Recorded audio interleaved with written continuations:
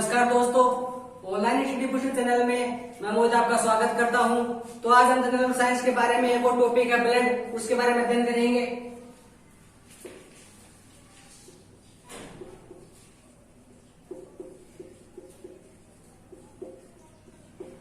रुधिर, blood. Blood को संयोजी ऊतक भी बोला जाता है और इसे परिसंचरित अंग भी बोला जाता है।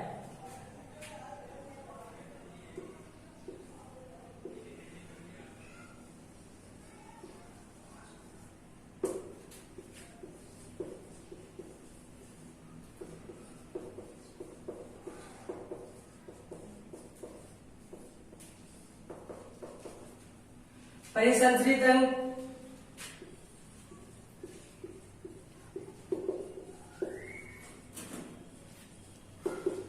कनेक्टिव टिश्यू, संयोजी ऊतक।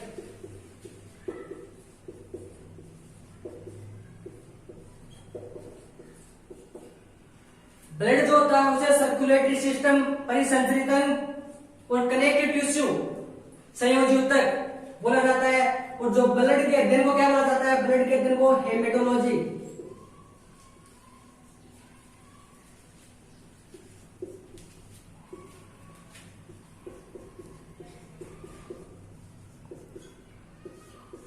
ब्लड के अध्ययन को हेमेटोलॉजी बोला जाता है। और लॉजी का मतलब होता है के बारे में अध्ययन।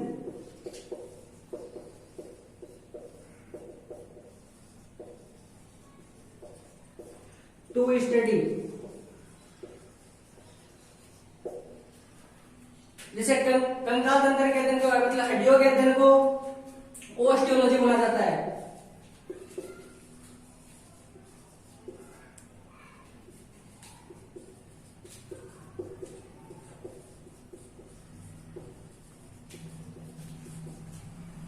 और जो कोशिका का अध्ययन करते हैं उसको साइटोलॉजी।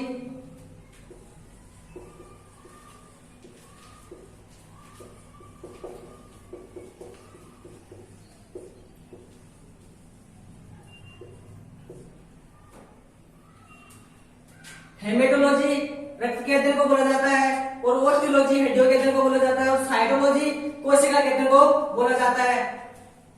ब्लड होता है ये कनेक्टिव टिश्यू होता है।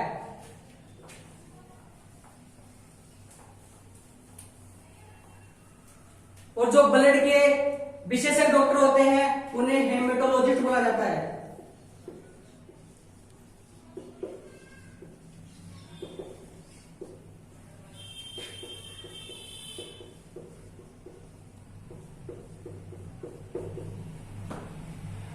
और जो रुधिर होता है इसका रंग कैसा होता है? रुधिर का रंग लाल होता है। अब किसके कारण होता है रुधिर का लाल रंग? होता है हीमोग्लोबिन के कारण।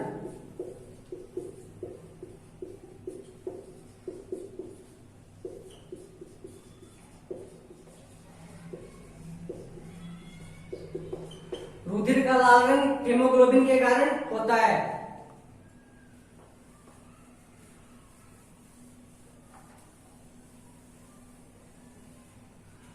रक्त मापक यंत्र को क्या बोला जाता है?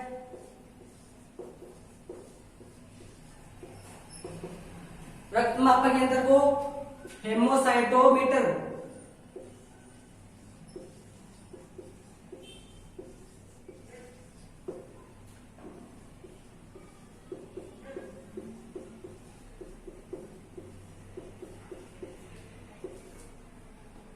रक्त मापक यंत्र को हेमोसाइटोमीटर बोला जाता है। और रक्त के अध्ययन को हेमेटोलॉजी बोला जाता है। और रक्त के विशेषज्ञ डॉक्टर होते हैं उन्हें हेमेटोलॉजिस्ट कहा जाता है।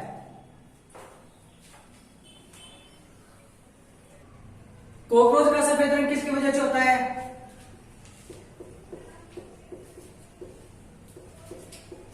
कॉकरोच का सफेद रंग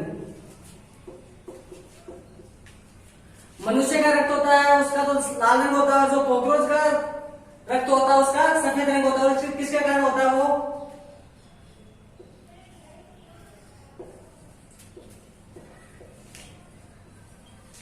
लिम्फोसाइट।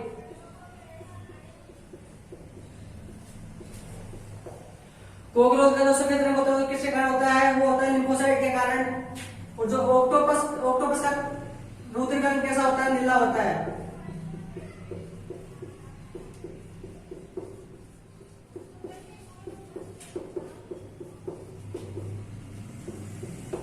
वो किसके कारण होता है? ऑक्टोपस का ऑक्टोपस का रुधिर का रंग कैसा होता है? नीला होता है। वो किसके कारण होता है?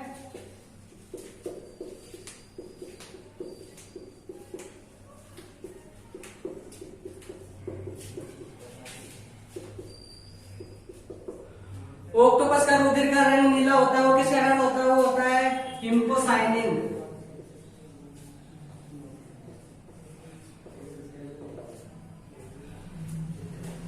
कॉकरोच का सफेद रंग होता है, वो तो होता है लिम्फोसाइट की वजह से।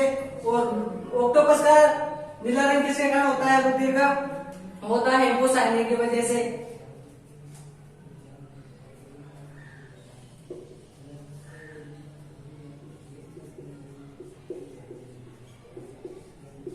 मनुष्य के रक्त का पीएच मान कितना होता है? तो मनुष्य के रक्त का पीएच मान 7.4 pH. PH power of hydrogen.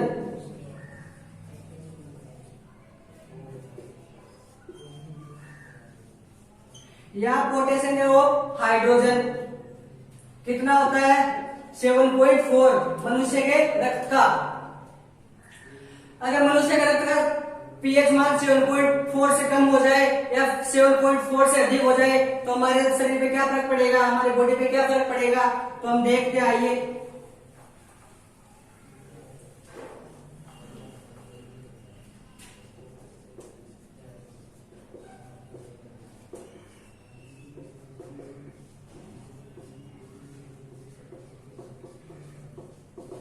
PH मान 7.4 से कम होने पर अगर हमारे शरीर में रक्त का पीएच मान 7.4 से कम हो जाएगा तो रुधिर का पानी बन जाएगा।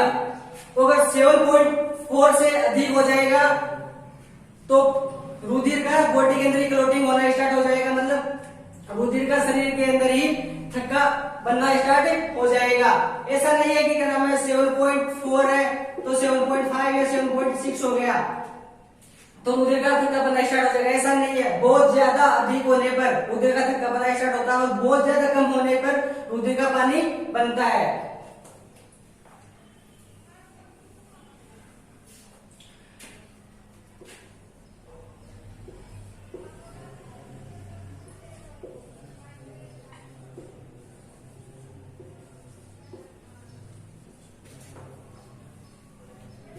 काइंड रुधिर को दो भागों में विभाजित किया गया है। Number 1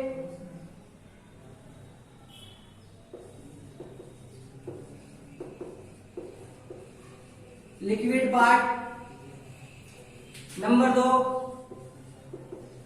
solid part. रक्त को दो भागों में विभाजित किया गया है। लिक्विड पार्ट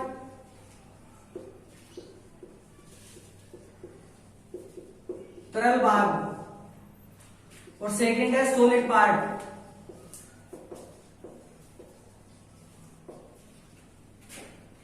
जो लिक्विड पार्ट होता है उसमें होता है प्लाज्मा और जो लिक्विड पार्ट होता है वो हमारे रुधिर का कितने परसेंट होता है? वो होता है 55% और जो सॉलिड पार्ट होता है वो होता है 45। जो लिक्विड पार्ट होता है वो होता है प्लाज्मा।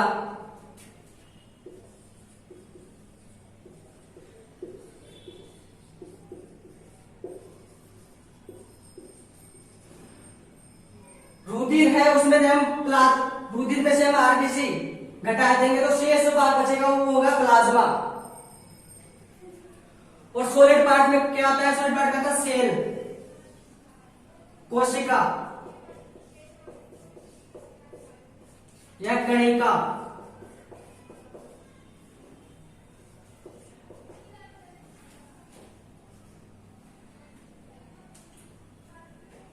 रुधिर का लिक्विड पार्ट प्लाज्मा कहलाता है और जो सॉलिड बार होता है उसमें सेल्स आती है। सेल्स 3 प्रकार की होती है, RBC, WBC,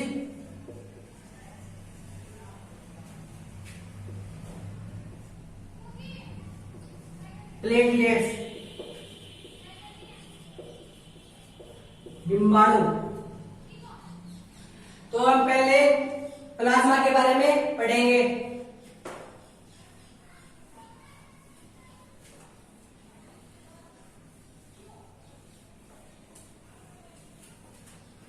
number 1,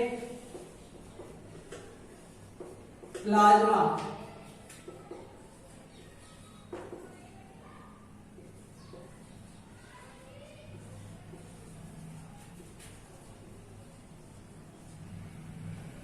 liquid parts of blood, रक्त का तरल पदार्थ प्लाज्मा कहलाता है। और जो प्लाज्मा होता है इसका रंग लाइट येलो होता है।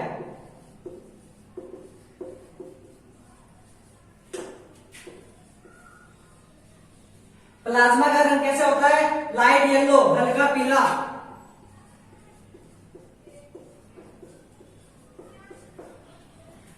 और ये किसकी वजह से होता है? ये होता है बिलीरुबिन की वजह से।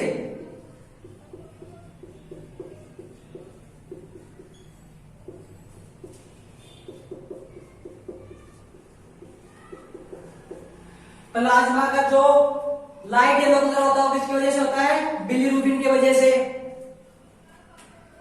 पितरस होता है हमारे शरीर में, जो हमारे यकृत में बनता है, उसका रंग कैसा होता है? तो उसका रंग होता है हरा। और वो किसकी वजह से होता है? बिलीरुबिन की वजह से।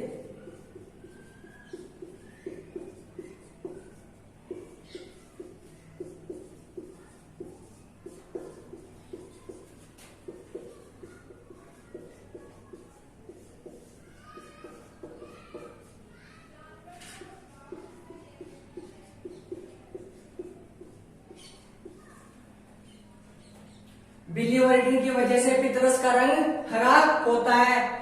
और लाइट येलो कलर किसका होता है? प्लाज्मा का। किसके कारण होता है? बिलीरुबिन के कारण।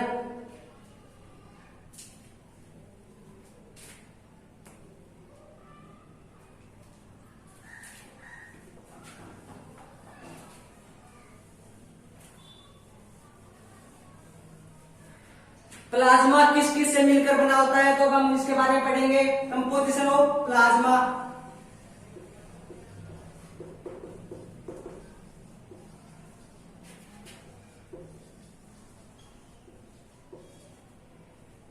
प्लाज्मा का संगठन।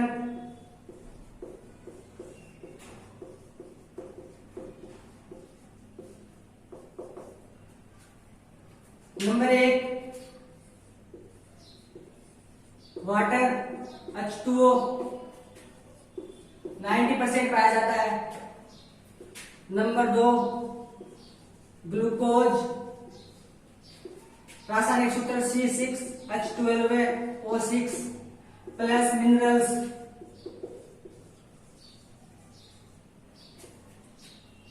पोटेशियम, फास्फोरस,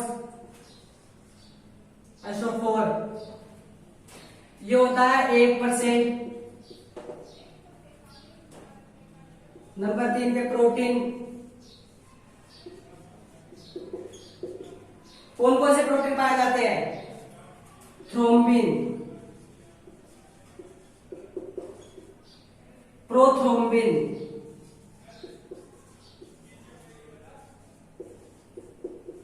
फाइब्रिन, फाइब्रिनोजन,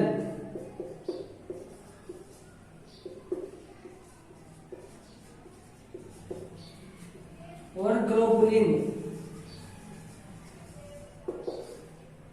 जो प्लाज्मा के संगठन में प्रोटीन होता है उसमें कौन कौन से प्रोटीन पाए जाते हैं?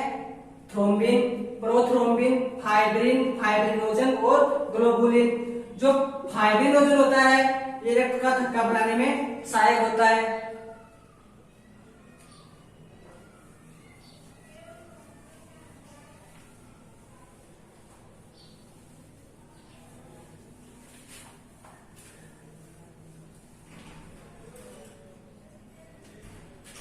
उसके बाद आता है सेल्स। कौन कौन सी थी? RBC, WBC, platelets. तो सबसे पहले हम आरबीसी के बारे में पढ़ेंगे। RBC red blood cells,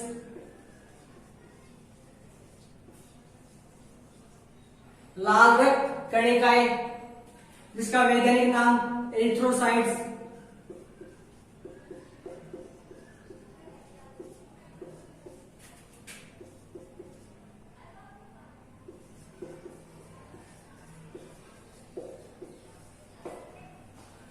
RBC red blood cells, जिसका वैज्ञानिक नाम होता है एरिथ्रोसाइट्स, या डॉक्टर जो इसका नाम लेते हैं वो होता है erythrocytes. Quantity of RBC,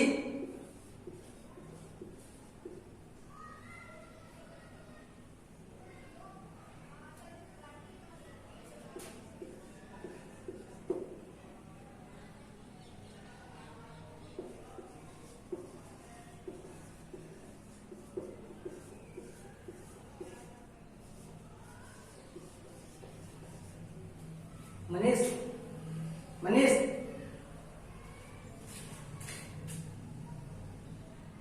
quantity of RBC,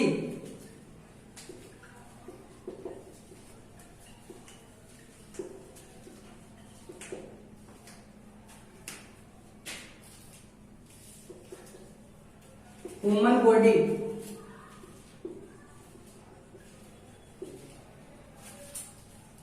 तो सबसे ज्यादा जो ब्लड सेल्स होती है, ब्लड सेल्स कौन कौन सी होती है? आरबीसी, डब्ल्यूबीसी और प्लेटलेट्स। सबसे ज्यादा पाई जाती है आरबीसी, उसके बाद प्लेटलेट्स, उसके बाद WBC.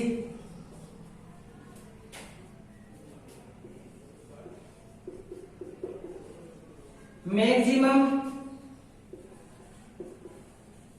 Blood cells human body. तो रुधिर कोशिकाओं में सबसे ज्यादा पाई जाने वाली कोशिका कौन सी होती है, सेल्स कौन सी होती है? तो होती है आरबीसी। और सबसे कम कौन सी पाई जाती है? सबसे कम पाई जाती है डब्ल्यूबीसी।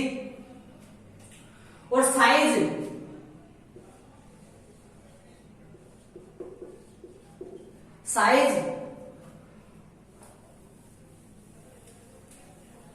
साइज में सबसे बड़ी सेल्स कौन सी होती है? तो साइज में सबसे बड़ी डब्ल्यूबीसी,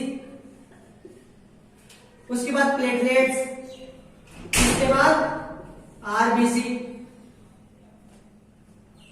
क्वांटिटी में, संख्या में तो सबसे अधिक कौन सी होती है? आरबीसी। साइज में सबसे बड़ी कौन सी होती है? डब्ल्यूबीसी। और सबसे छोटी आरबीसी।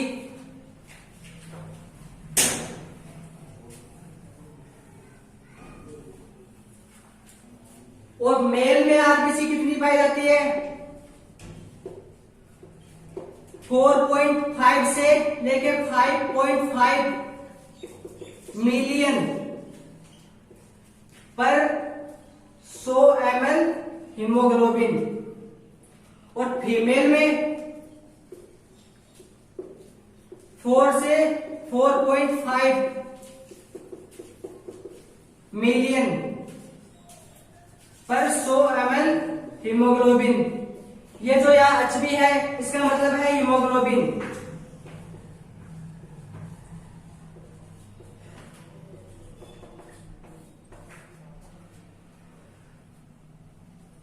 मेल में आरबीसी की जो संख्या होती है वो 4.5 से लेकर 5.5 मिलियन पर 100 ml हीमोग्लोबिन। और जो फीमेल होती है वो 4.4 से लेकर 4.5 मिलियन पर 100 ml हीमोग्लोबिन।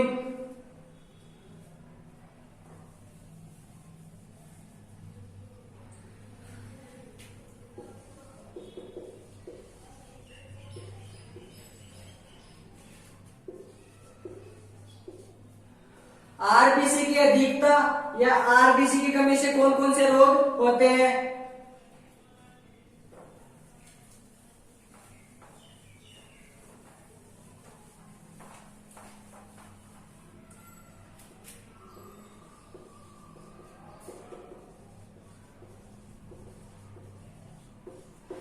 मैक्सिमम आरबीसी, तो आरबीसी की अधिकता से एनीमिया, आरबी की अधिकता से एनीमिया रोग होता है।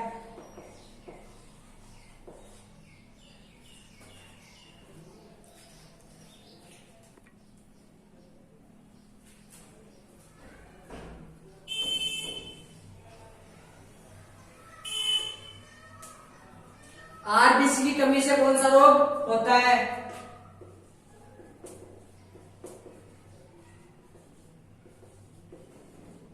आरबीसी की कमी से एनीमिया,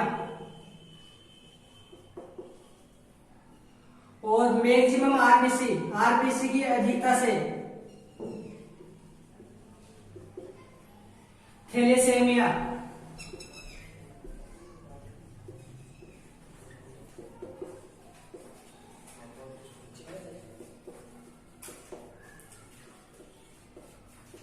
आरबीसी की कमी से तो एनीमिया रोग होता है, और आरबीसी की अधिकता से थैलेसीमिया रोग होता है, जो कि बच्चों में होता है।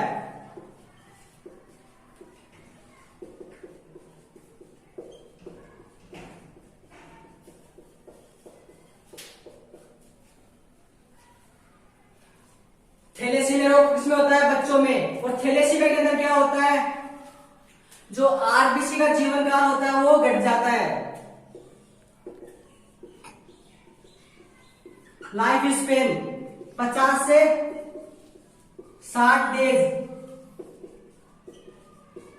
आरबीसी का जीवन काल घट जाता है, जो कि 50 से 60 दिन रह जाता है। और नॉर्मल आरबीसी का लाइफ स्पेन कितना होता है?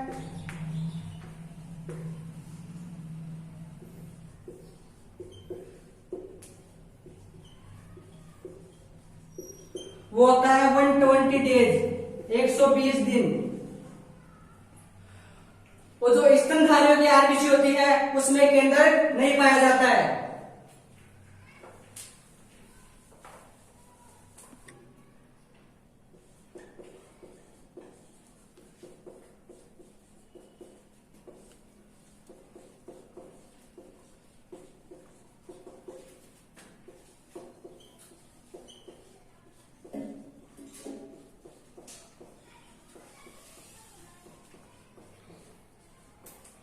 स्तनधारियों की आरबीसी में केंद्रक नहीं पाया जाता है, इन्हें